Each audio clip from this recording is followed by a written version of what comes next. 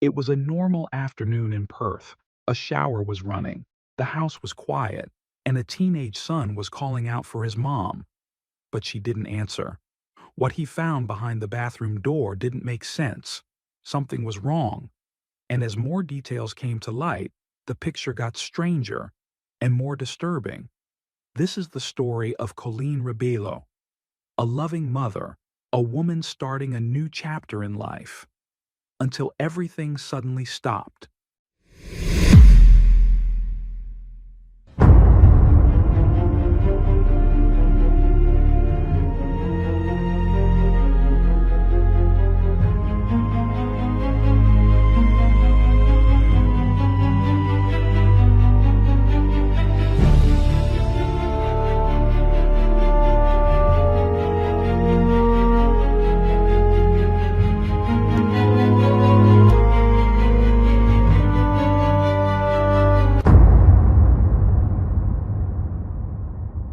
If you're a fan of true crime and criminal investigations, you won't want to miss our new book, The Ultimate Book of Serial Killers: 180 Files of the World's Most Notorious Murderers, now available on Amazon.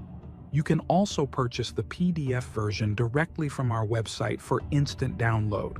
You'll find the link in the video description and in a pinned comment. Now, let's dive into today's case.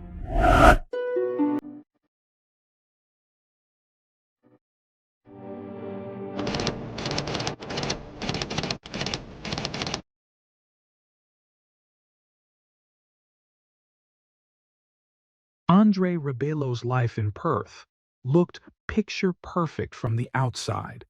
He shared a modern home and seemingly enviable life with his partner, Gracie Piscopo, and their young son. To anyone scrolling through their social media feeds, they were the definition of a dream couple: stylish, successful, and living a life of luxury.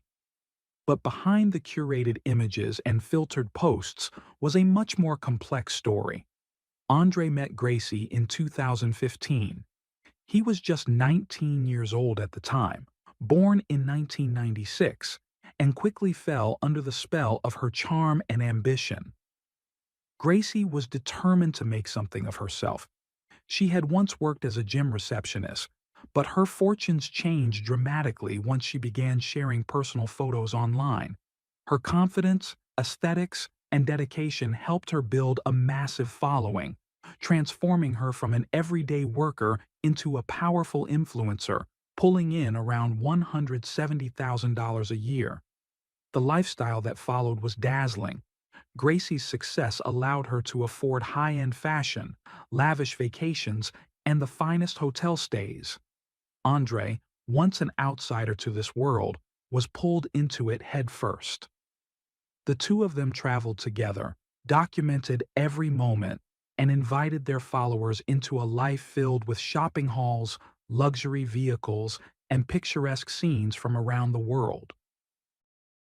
To their followers, it was aspirational content: a beautiful woman with a growing career, her supportive, athletic partner by her side, a baby that only seemed to enhance the brand they were building.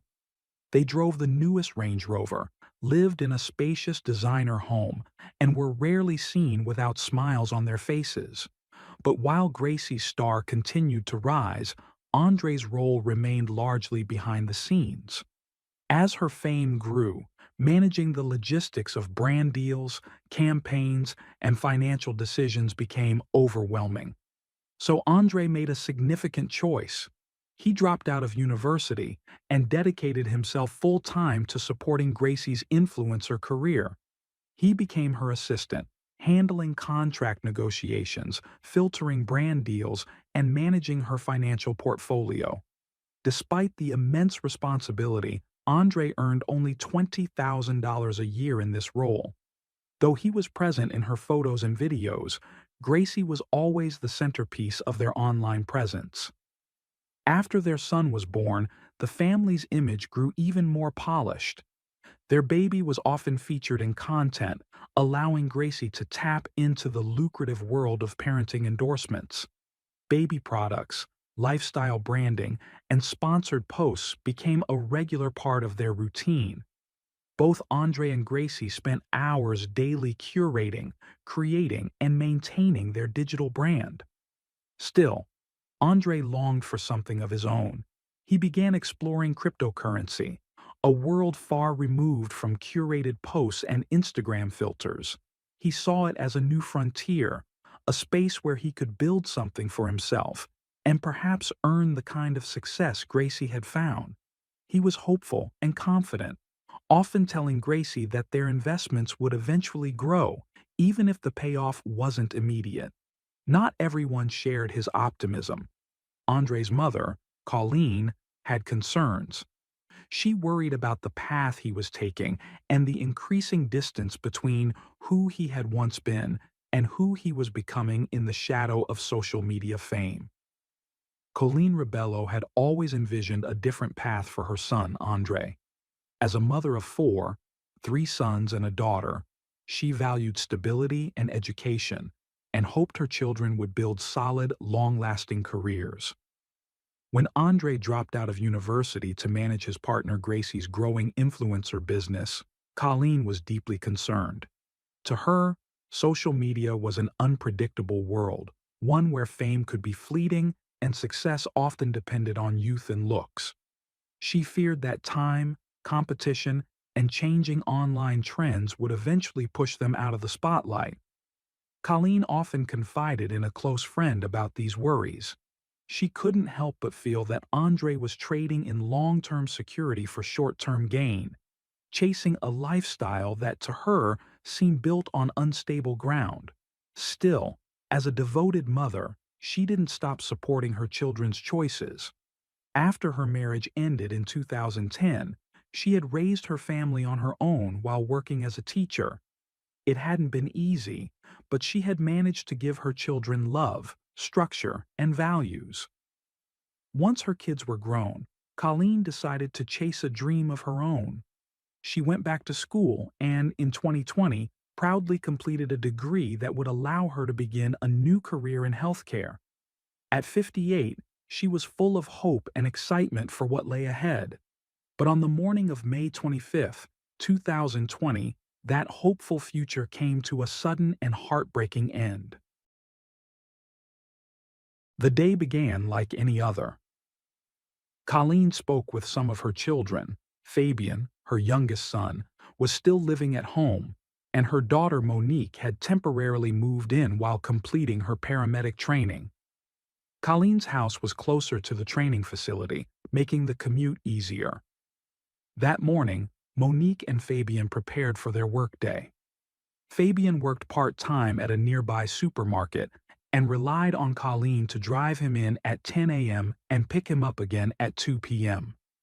But when Fabian clocked out that afternoon, his mother wasn't there. He called her phone 13 times. No answer. It wasn't a long walk home, just 10 or 15 minutes. But the silence on the other end of the line unsettled him. Colleen had never forgotten to pick him up before. She was reliable, punctual, and always checked in. Something felt wrong. Colleen had no known major health issues, aside from minor heart concerns and Hashimoto's thyroiditis, a condition she managed with care. Fabian tried not to panic, but his gut told him something was off. When he got home, everything seemed quiet. Then he heard the sound of the shower running. That gave him some relief. Maybe she just lost track of time. It was odd, though. She hadn't answered his calls, and now she wasn't responding to his voice. He called out to her. No reply. He said her name again. Still nothing. Reluctantly, Fabian approached the bathroom door. It wasn't like him to invade her privacy, but the silence was too eerie to ignore. He pushed open the door, and what he found would mark him forever. Colleen was in the shower, not standing, not moving. She was kneeling on the floor, leaning awkwardly against the tiled wall, motionless. Something was terribly wrong. Panicking, Fabian dragged her body into the center of the bathroom and quickly covered her with a towel. Then, with trembling hands, he dialed emergency services. As he waited for paramedics to arrive, he tried to resuscitate her. He performed CPR as best he could, though he noted something strange. Her skin was cold despite the warm shower water, and there was a bluish-gray discoloration on her face and neck that alarmed him. When the ambulance arrived, paramedics took over, but there was nothing they could do. Colleen was gone. Fabian immediately messaged his sister Monique, urging her to return home as quickly as possible. His panic was real, and he needed someone, anyone, from the family to be there with him. He also tried reaching out to his older brother Andre, but received no response. It wasn't until Monique arrived back at the house around 3 p.m. and began calling and texting Andre herself that he finally showed up, with Gracie and their young son. The mood inside the home was one of disbelief and devastation. Just that morning, both Fabian and Monique had spoken to Colleen. She had been her usual self, calm, attentive, present. There were no signs of illness, no complaints, no red flags. Now, only hours later, she was gone. An autopsy was conducted, but it offered no clarity. The cause of death remained undetermined. To her children, the idea that their healthy, active mother had died of natural causes seemed difficult, if not impossible, to accept. They clung to the strange details, the small inconsistencies that simply didn't add up.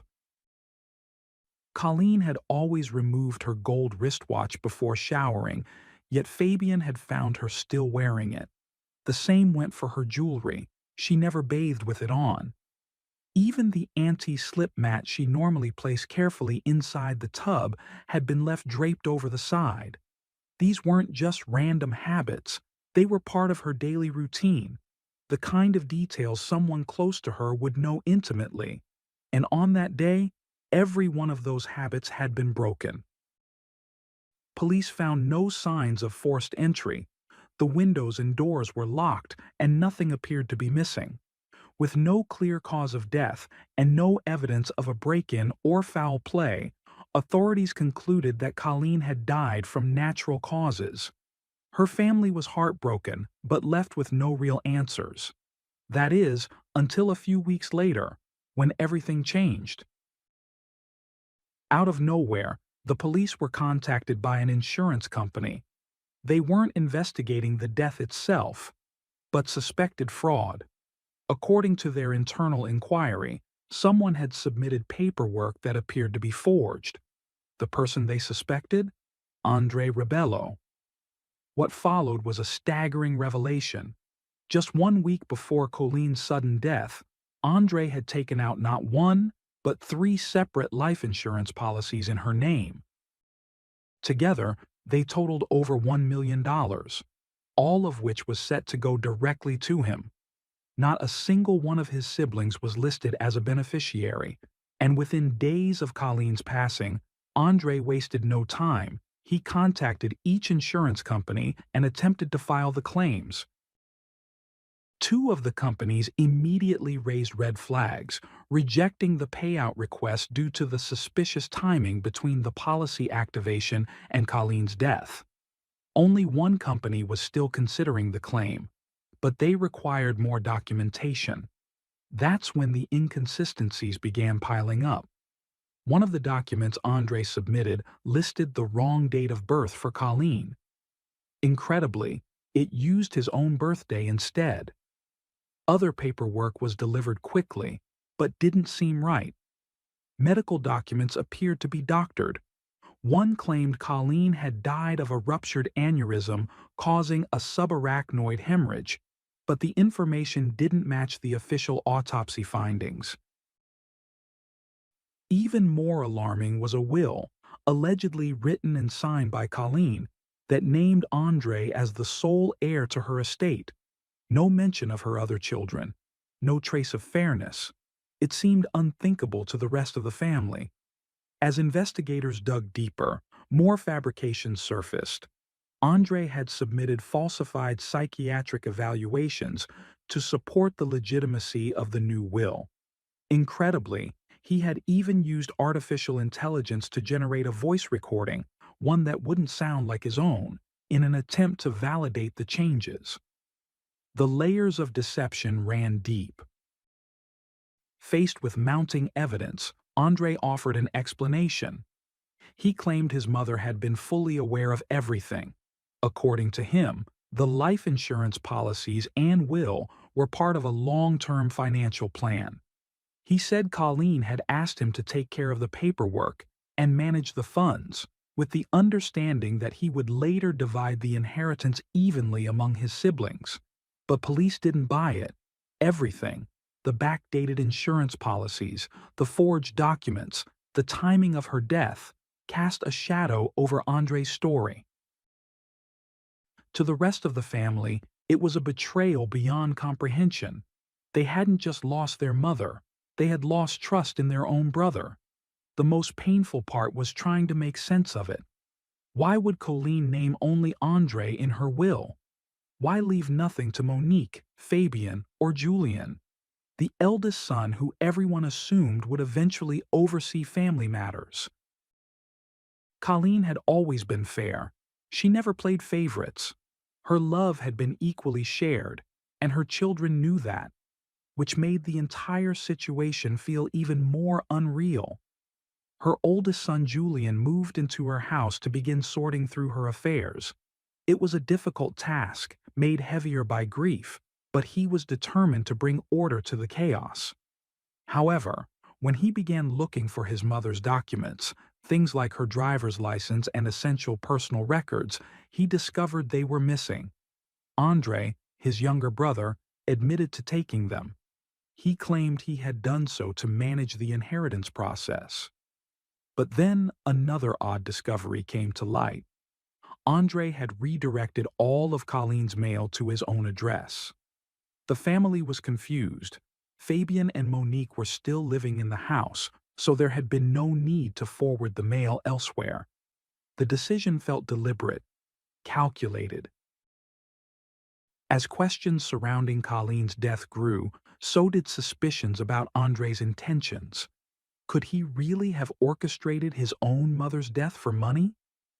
Police began re-interviewing not only Colleen's children, but also Andre's partner Gracie and others close to the family. Colleen's sister provided new and critical information. On the day of Colleen's death, around 1:30 p.m., she passed by her sister's house and noticed a car parked in the driveway that she didn't recognize. At the time, she gave it little thought, but at Colleen's funeral days later, she saw the same vehicle again. This time, she saw Andre and Gracie getting into it. The implication was serious. Andre had been at the house much later than he claimed. Until then, none of his siblings knew he had visited their mother that day. He had never mentioned it. When questioned by police, Andre admitted that he had, in fact, been at Colleen's home on the morning of May 25th, staying for about 45 to 50 minutes.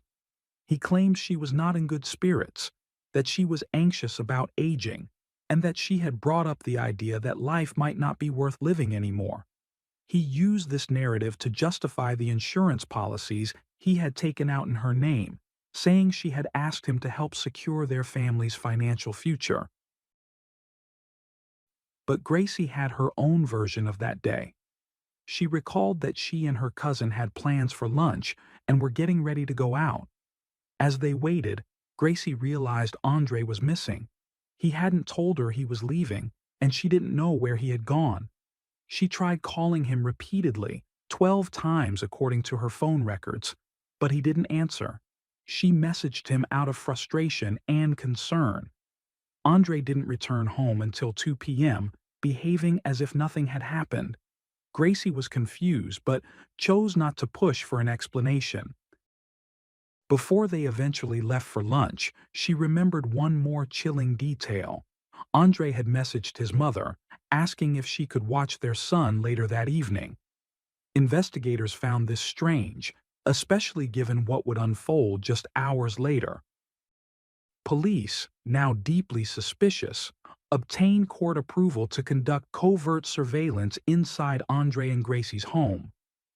They installed a listening device in the bedroom and a camera in the living room.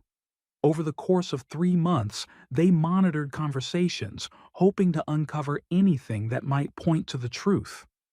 From the recordings, it became clear that Gracie had no knowledge of the insurance policies. She was furious when she found out and confronted Andre. Not only was her reputation at risk, so was her entire career. Sponsorships and brand deals could collapse if she became associated with such a scandal. In one conversation, she reminded Andre that if he had killed his mother and the truth came out, he would go to prison. Andre, however, appeared undeterred. He believed he would get the insurance payout and had even started planning to leave the country once the money arrived. But why take such a risk? On social media, Gracie and Andre seemed to live an enviable life. Designer clothing, lavish getaways, a sleek white Range Rover, and a sprawling home. But once investigators dug into their finances, a very different reality was exposed. The house they flaunted wasn't theirs. They rented it for $880 a week. The car was financed, not owned. The vacations were often sponsored. Their glamorous lifestyle was built on appearances. In truth, they were drowning in debt. At the time of Colleen's death, the couple owed $120,000. They were months behind on rent and car payments. Gracie had an outstanding $40,000 tax bill that she didn't even know about. Andre had been managing their finances and kept her in the dark. His cryptocurrency investments, once hyped as their salvation, had returned a mere $22 after 3 years. Desperate to maintain the illusion of success and escape their mounting debts, Andre began seeing another way out, one that was darker and far more dangerous. By taking out 3 life insurance policies in his mother's name and positioning himself as the sole beneficiary, he created a plan that could net him over $1 million. With that money, he could eliminate their debts and even pretend that his failed crypto venture had finally paid off. In November 2022, Andre was arrested and charged with the murder of his mother. His trial began nearly 2 years later, in October 2024, and stretched over 8 weeks. There was no definitive physical evidence tying him to the crime. In fact, the exact cause of Colleen's death had never been determined. But expert witnesses testified that it's possible to suffocate a person without leaving visible marks. Minor abrasions were later found on Colleen's arms and eyebrows, consistent with someone struggling or being restrained. One theory was that a pillow may have been used to smother her, but this remained unconfirmed. What did emerge during the trial was a timeline that contradicted Andre's claims. His aunt had seen the car parked at Colleen's house at 1:30 p.m., long after he said he had left. During that time, he ignored multiple calls from Gracie, which was unusual for him. Investigators also found that after July 2020, Andre had wiped his computer clean. No records, no browser history, nothing. As if he had deliberately erased something. Then there were the insurance policies, taken out just days before Colleen died, and the forged documents that followed. A fake will, false medical records, an altered psychiatric report, and even an AI-generated voice recording, all designed to cover up the crime. Andre pleaded not guilty. But on December 5, 2024, after 2 days of deliberation, the jury returned a unanimous verdict: guilty of murder. The man who once helped build a digital empire alongside his partner, who lived a life framed by filters and followers, now faces a very different reality, one stripped of all illusion.